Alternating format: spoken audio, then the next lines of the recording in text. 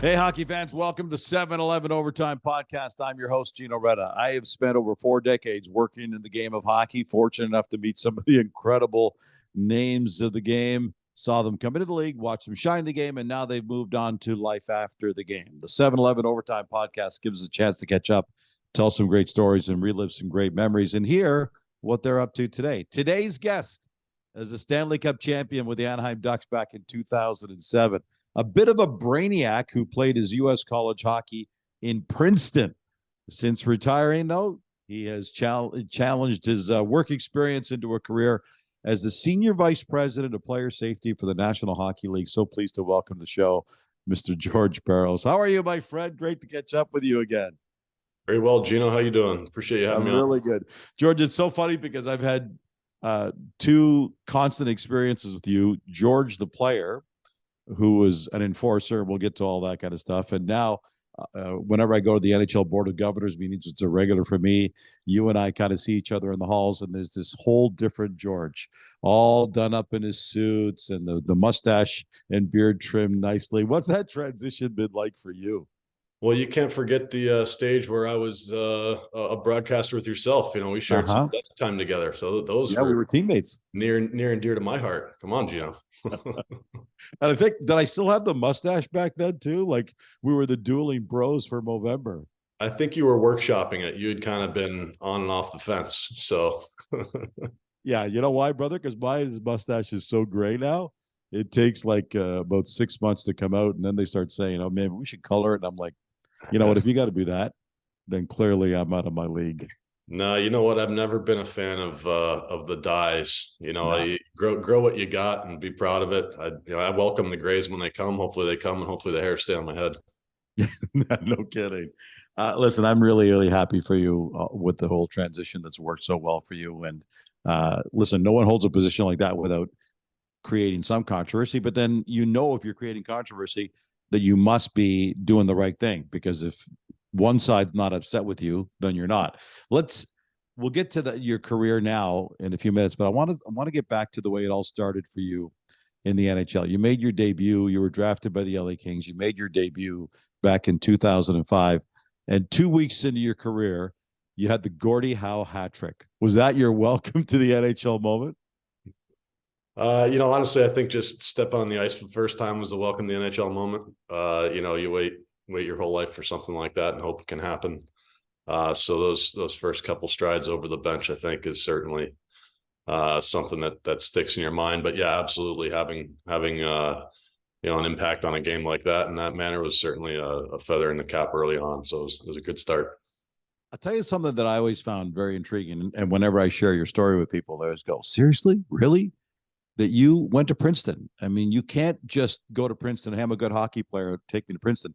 You got to have the marks to get into an Ivy League school like that."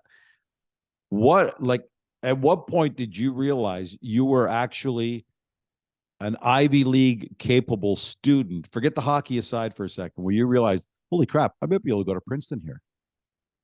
I went to a high school that challenged us, a really good school called Del Barton in New Jersey. Kind of high caliber and prepped us really well for the college kind of academic life. So I was doing pretty good in high school. My grades were good. And I guess I kind of started noticing that, as I continued to play some higher level hockey just in the state of New Jersey, but having those good grades, I started to get a couple letters in the mail, and they were all from, the Ivy League types of schools and Northeastern schools. And so kind of felt early on that was the niche I was going down, because, I didn't go away. Anybody who was really top of the class in New Jersey that was on the ice, they went away to prep school and stuff like that. And that wasn't really the path for me. So I stuck around there and had good grades and played pretty good hockey. And so I started to get some interest in the Ivy League types of schools, and with Princeton, it worked out really well. And you graduated with a major in economics. Was that always a big interest of yourself? Yeah, I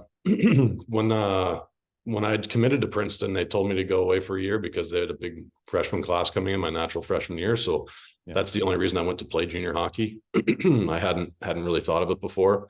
I was planning on going right to Princeton, but it was a pretty good consideration for me back then, because it would allow me to kind of come into a smaller class and get some more playing time. So when I was in Chicago in the North American Hockey League, I worked in the mornings as a runner at the Chicago Board of Trade. That was back when it was like the Ferris Bueller's Day, the open cry system. So I would take a train at I'd wake up at 4:30 in the morning and take a train downtown, run into the trading floor, work a day there, and then come back in the afternoon, take a nap on the train, and run to practice in the afternoon. And so I had a good year of hockey out in Chicago, and so that kind of sparked my interest in the economic financial world, just working down there. George, something that's always intrigued me is the all the different facets of who you are. Your economics degree at Princeton, your background, the fact that you grew up in Morristown, New Jersey, which is, hasn't always been a hockey hotbed, but you grew up there. Just for our audience's sake, I'm not telling you anything you don't know, obviously. You're 6'5", 220 pounds back then when you're coming in the league. You're looking at power forwards in the NHL, guys like, the Eric Lindros and stuff like that. How quickly did you come to learn that what was going to be the expectation of you at the NHL level was going to be different than it was at Princeton? Because at Princeton, there was no fighting. There was no fighting allowed in college hockey at all. So this is a major transition for you. What was that transition like? Yeah, there was, like you said, there's no fighting for me growing up in USA hockey and youth hockey in the States.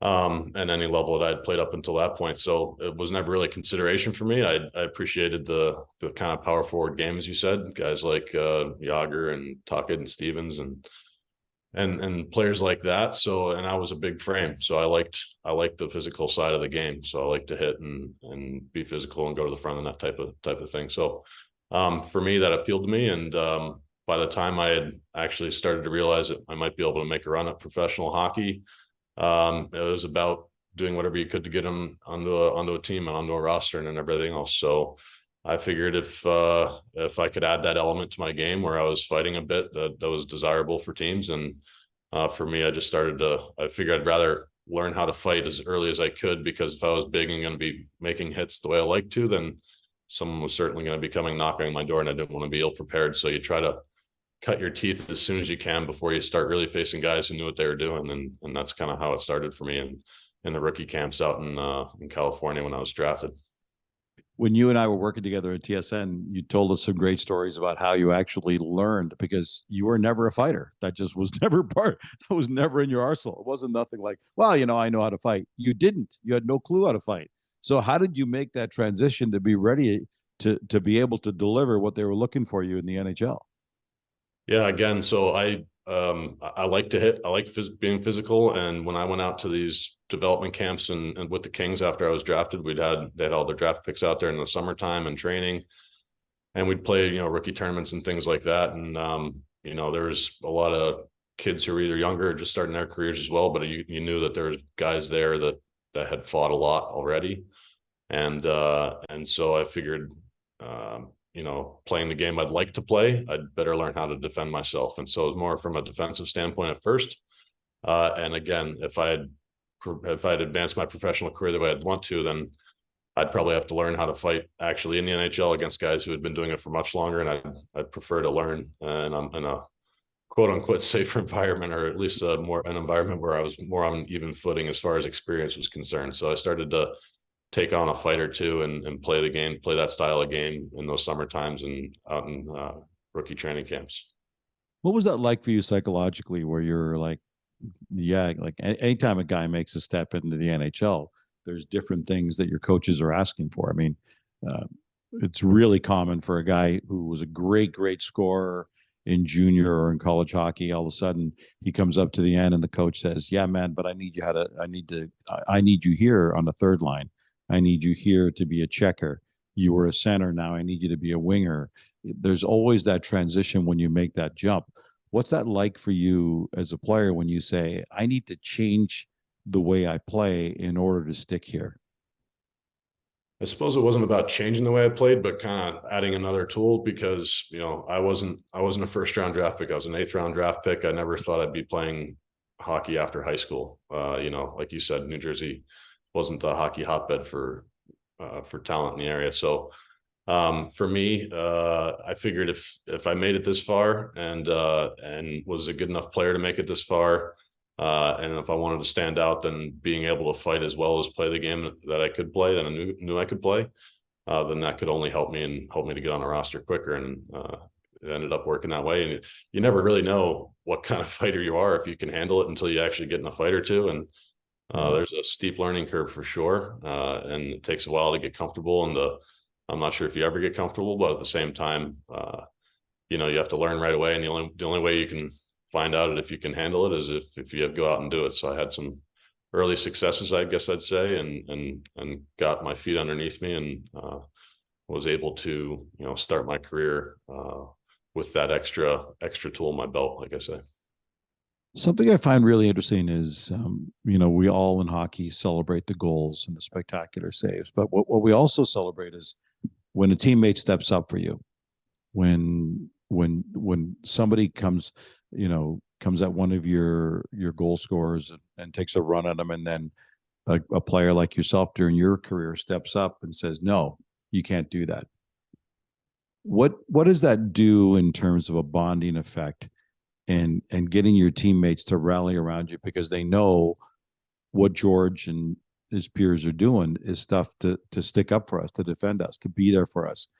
There are very few things in the game that show how much you support your guy than when you're willing to step up and do this kind of stuff. What's that like for you when you go through those kind of scenarios?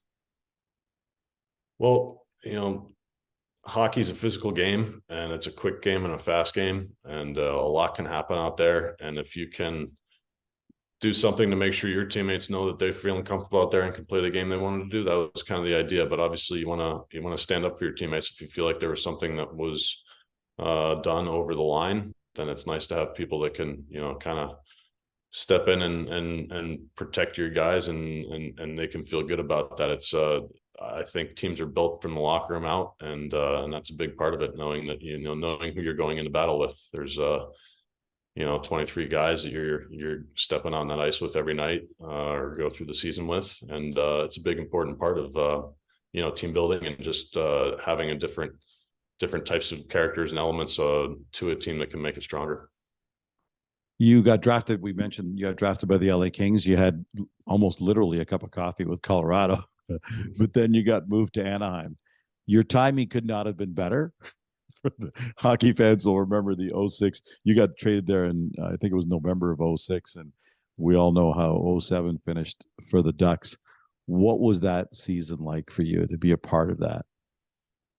That was a wild ride, because again, I played my first year in the NHL, having played in the minors for 2 years. There was a lockout year, so the minors was actually a great year that 1 year, where it was the only game in town. But coming out of that, was really excited to have made the Kings opening night roster and play that whole year, my first season in the NHL. And then to go from that, where they'd went through a reorganization and coaching and GM change, and I got put on waivers after the season where I felt I had a pretty good season, was pretty disheartening. And like you said, I got picked up on waivers by Colorado, and was there and played 2 games. I showed up, I was injured from camp, and not feeling great about my game because of the way that things had gone. And I ended up recovering and playing 2 games there, and getting called into the GM's office, Jaguar there. And I thought I was being sent down, because I'd been told by my agent at the time it wasn't possible to be traded after you've been picked up on waivers, and it wasn't the case. I show up, and he's like, he said, well, you were trading me back to Anaheim, back to California. And it was a roller coaster of emotions, because, thinking that you weren't wanted by one team, you picked up, you were hurt, and trying to fit in somewhere new, and then all of a sudden you're on the move again. But to go back to Anaheim on a team that was already on a really good start, and obviously had a undeniable talented locker room, was something incredible, and certainly turned that into one heck of a season. And so I went from the basement to the penthouse, that emotionally, that in a short time frame that season, but it worked out really well, obviously. What's it like to be on a ride like that, George, where you're going through the season and there's success in the season, but you always know the postseason's a completely different story. You never know what's going to happen. And then all of a sudden you start that march What's that like in the room to be a part of something like that, where you're starting to think, man, we could have something really special here? I said it earlier. I think that, you get a certain feel for locker rooms and the type of personalities you have, and how well the guys are kind of bonded, and how well they can be their potential. And that, you can have all the talented guys in the world. If it's a disjointed locker room, that can affect things. And I really liked our team in LA. We had a really tough year, and a lot of things to kind of battle through, but there's some good characters in there. It was a sad organization to leave, as I'd been drafted by them and spent a lot of years out there training. But I didn't mind the makeup of that team from afar. But obviously winning wasn't in the cards that season, or maybe in the near future there. Having gone to Colorado, that was a really tight locker room too. I went in there, they welcomed me with open arms. Joe Sakic was on the team, and one of the first guys that came up and welcomed me. And it was obviously a lot of talent with that team as well, and just had a good feeling there. So I was really excited, because it just seemed like another good fit, like a good group of guys. And then as you said, there's a cup of coffee and the Band-Aid was ripped off pretty quickly. So I didn't have a ton of time to really mesh there, but I had a good feeling about that team. And then when I got to Anaheim, there was no doubt this was a team that had undeniable talent, and there was no infighting. There's a good influx of young players that you kind of need these days to have like outstanding seasons, with Getzlaf and Perry and Penner and guys like that. And really just a fun, young kind of group with some really top end kind of older veteran talent, with Niedermeyer and Solani and Pronger. And there's just an amazing mix of guys, like from all ages, experience levels and everything else. But really, I think looking back, one of the most important things is it was a hungry group, because the only guy who'd won a cup at that point was Scott Niedermeyer in New Jersey. What's it like when you get your hands on the cup for the very first time? That's light. Actually, it's a bit nerve wracking, because there was confetti all over the ice, and I was really concerned about falling down when holding the cup. You don't want to be that guy. So Yeah, it was a little bit nerve wracking too. Would something I thought was great, and I don't remember the actual year where this transition happened. And I've been really, really lucky enough to cover hockey for, like I say, 40 years or so now. And I don't remember when the transition happened, but I was there for your guys' celebration on the ice and talking to you guys after the wins. And as excited as I was for you guys as an individual, the thing that really just kind of ripped at my heartstrings was watching family celebrate on the ice. What was that aspect of it like for you to get to that point? It meant everything, to share it with family and have them down on the ice, and bring them along with you. I mean, in the hockey world, you don't go down into the locker room. You don't have people come through. It's a pretty private and serious place. It's not, in baseball, having been around some of that, they have so many games on the road so often. The families are quite intermeshed in kind of the daily, ins and outs. In the hockey world, the locker room's that's where you do all your hard work and blood, sweat, and tears. And then to be able to kind of break that barrier and have your family come down the ice with you and spend those moments after you pass the cup around with your teammates was pretty incredible. I was just dating my wife at the time, and she was there, which is fantastic to have her in those memories. And I had my first little nephew was born months before, and so we had him sitting in the cup, and my parents were there. And as soon as I lifted the cup, when you asked me what's it like touching the cup for the first time, I skated directly over the corner where I knew they were, and hoisted it up for them. So really, really special. That is special. That's it. You're a Stanley Cup champion, man. No one ever gets to take that away from you. That's right. An amazing thing. I've had some of your teammates on that team on this show before, and they everybody's got a different perspective of what that moment was like. I've also talked to a lot of guys who spent a large portion of their careers playing in the state of California. Patty Marleau tells the stories, and Joey Thornton talks about the surfer dude, the whole lifestyle and stuff. What was it like to give me your perspective on you were in Hermosa Beach, California. Like, it's a total surf town, and you're a hockey player at the world's highest level. Like in Canada, we're just like, okay, you're freezing your butt off. It's really dark and cold when you go to practice, and it's dark and cold when you come home from your games because the sun goes down so early. California, it's a whole different deal. What was that like being a pro hockey player in California at that time?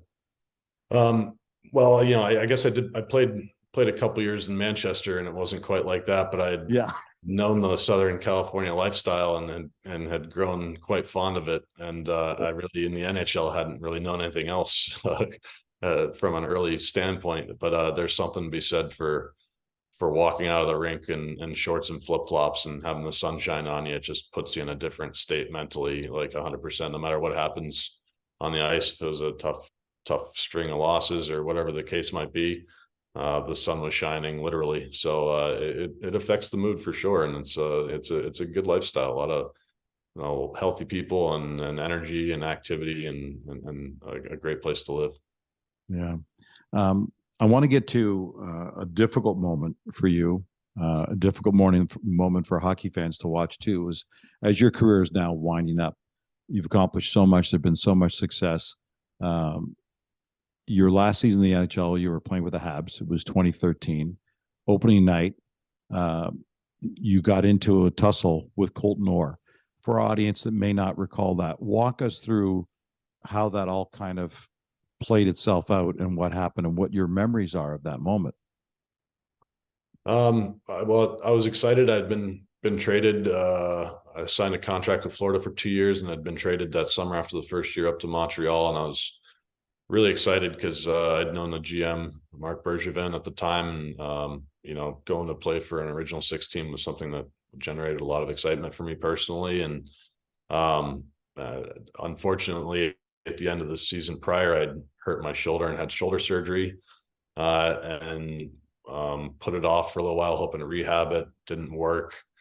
And so by the time I got out of surgery and then found out I was traded, the first thing I did was take a look at the schedule, because I know that in Montreal, they were looking to have a guy like me to add some physicality to the lineup, and kind of the city seemed like it was ready for that type of player. And I was really excited to fill that role and join that team. They had a lot of talent there. And I had circled the calendar because I saw that right away their opening night was against their rival in Toronto. And so I knew that meant Colton Orr as well. So I rehabbed as quickly and as best as I could, and made sure that I didn't even play or skate in that preseason, just trying to get the shoulder back and ready to go. And took the ice, and it was good. I fought him once already in that game. And then later on, we locked horns again.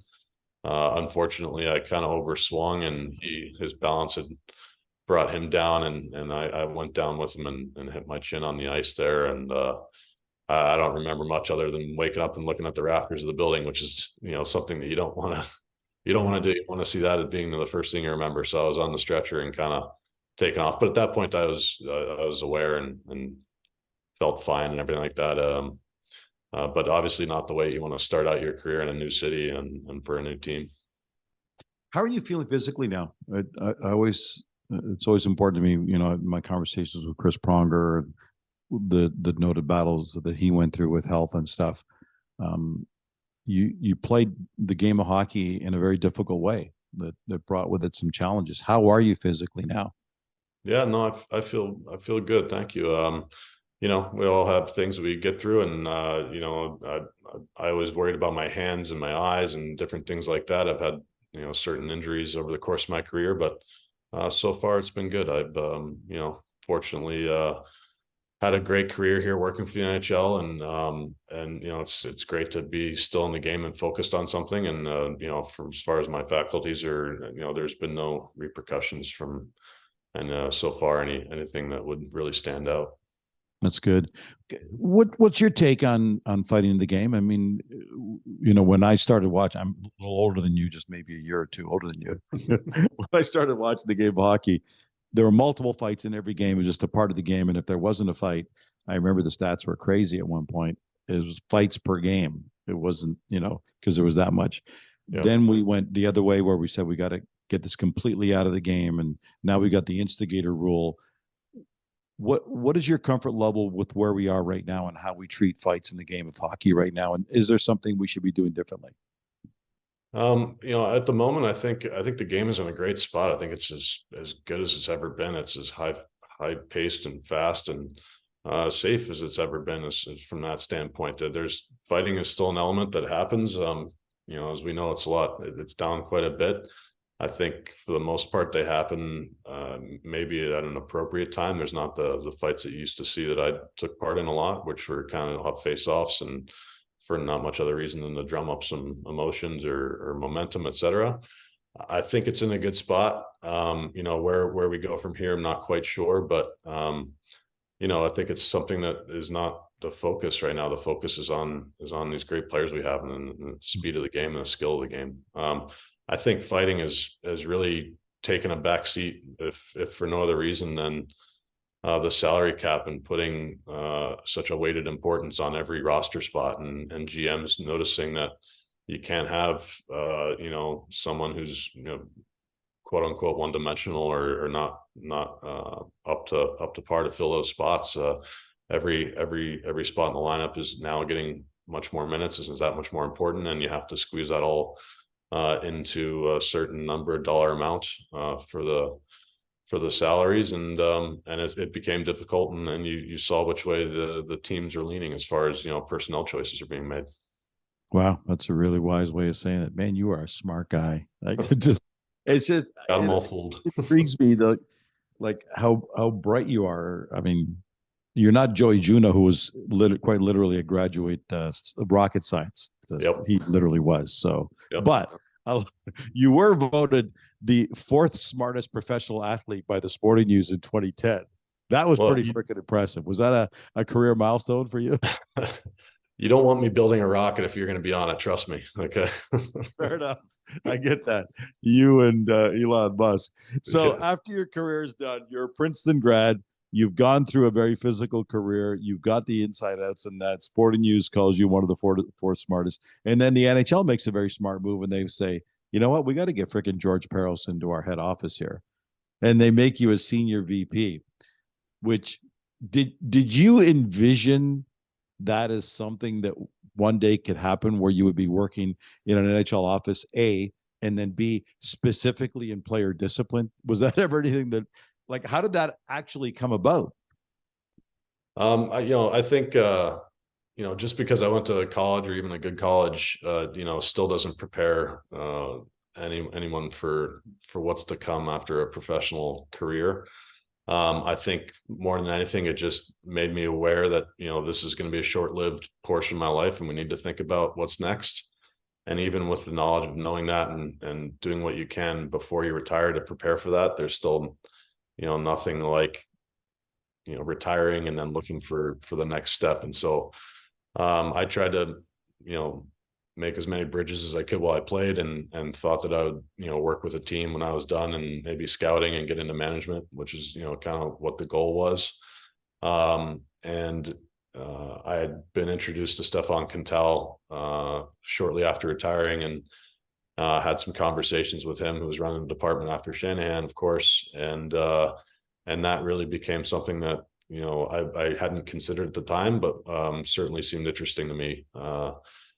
Given the fact you're still able to play, stay involved in the sport you love, but kind of a different path or different angle. I don't think guys consider this, or hadn't, at least at the time. It was still kind of in the early stages of the department. But for me, that I took pleasure and interest in the fact that I used to quote unquote protect 20 guys in my team, and I'm protecting 750 guys or 800 guys a season. So there's definitely some interest there. And as I went through my contact list and Rolodex, seeing what I could get into, it was something that I gained more and more interest in, and kind of stayed on Stefan, and kept texting him and wouldn't let him go. And he finally hired me after a year and a half or so of hounding him down.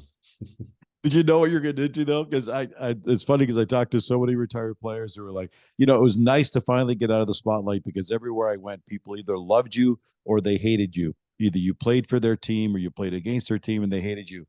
And now you go into retirement, we're in a position where, again, you definitely set yourself out there. People are going to love you because of the call you made, or they're going to hate you. Are are you still facing that right now? I was not quite prepared for, all the things that were entailed with this job, and certainly taking over the department. Stefan stepped aside after 1 year for me when I was there, and so it was a pretty quick ascension for me. And there were some things that I wasn't quite exactly ready for or expected. I was a pretty likable guy, I think, and played a pretty honest game, and I didn't have a ton of enemies out there per se, but obviously this job is quite challenging, and part of that challenge is making decisions that aren't always popular in one population or another, and that's to credit our wonderfully passionate fan base. It's just, there's just no way around it. It's going to happen. So dealing with that has been an interesting aspect of this job, I suppose, over the years, but I've been doing it for quite a while now, and there's a comfort level there that might not have been there the first couple of weeks or months. And doing it well, though, because you've got just as many people who love you as hate you. So you must be doing a good job right down the middle. If you find the ones that love me, let me know. No, they're much quieter. George, it's been so great catching up with you. I want to play 5 fast facts with you. Okay. You want to do that? Sure. The little feature where we have it. I just, want to get your quick thoughts on this. All right. Time now for 5 fast facts with Stanley Cup champion George Parros. The best teammate you ever played with, who was that? Got to be Teemu Selanne. Most positive, obviously highly skilled, but incredible human. I learned from him that I can't walk past a fan without signing something. Here's a Hall of Famer who's 40 plus years old, working out after games with heavy weights, and then going and spending an hour signing autographs for every single person that would wait. So he was an incredible role model influence for sure. A real legend. Who was the best coach you ever played for?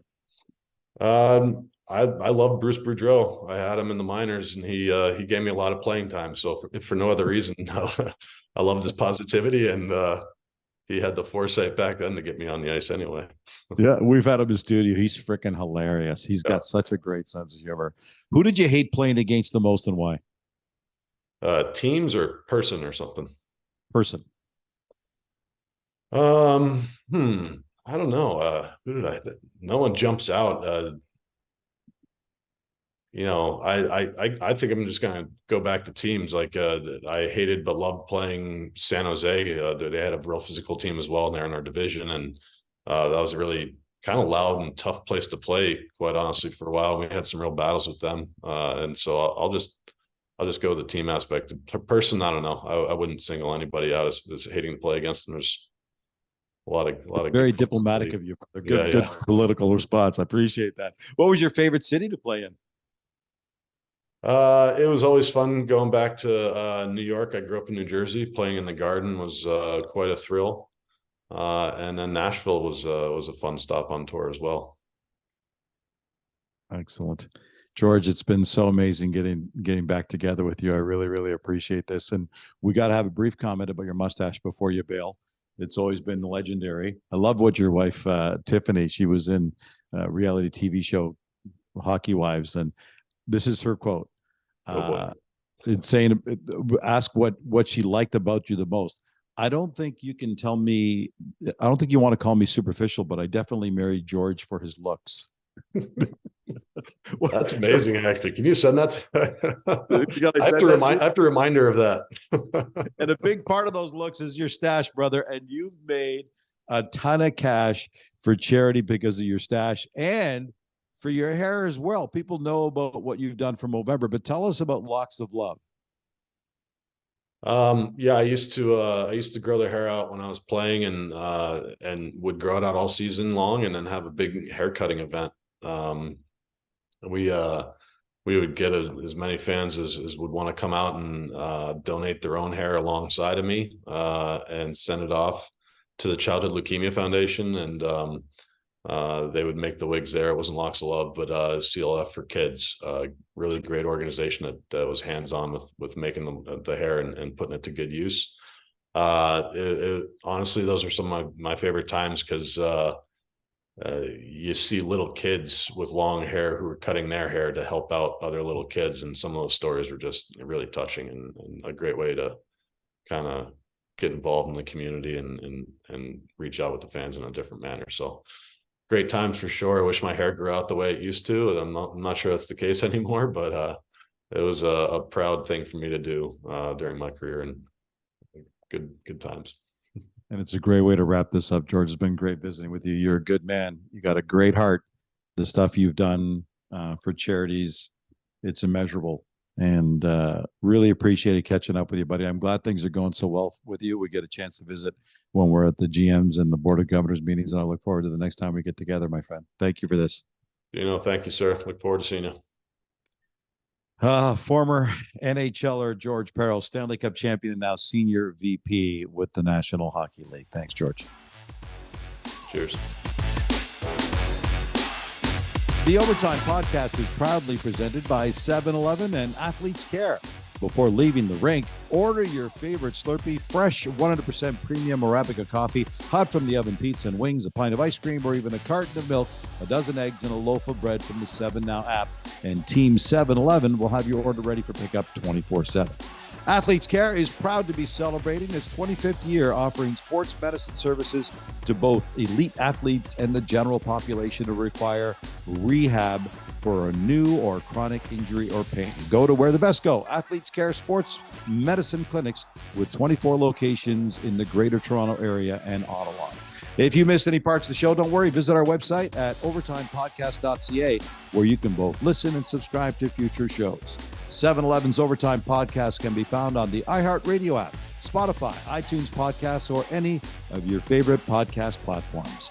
Until next time, I'm Gino Redden saying so long, hockey fans, and thanks for joining us on the 7-Eleven Overtime Podcast.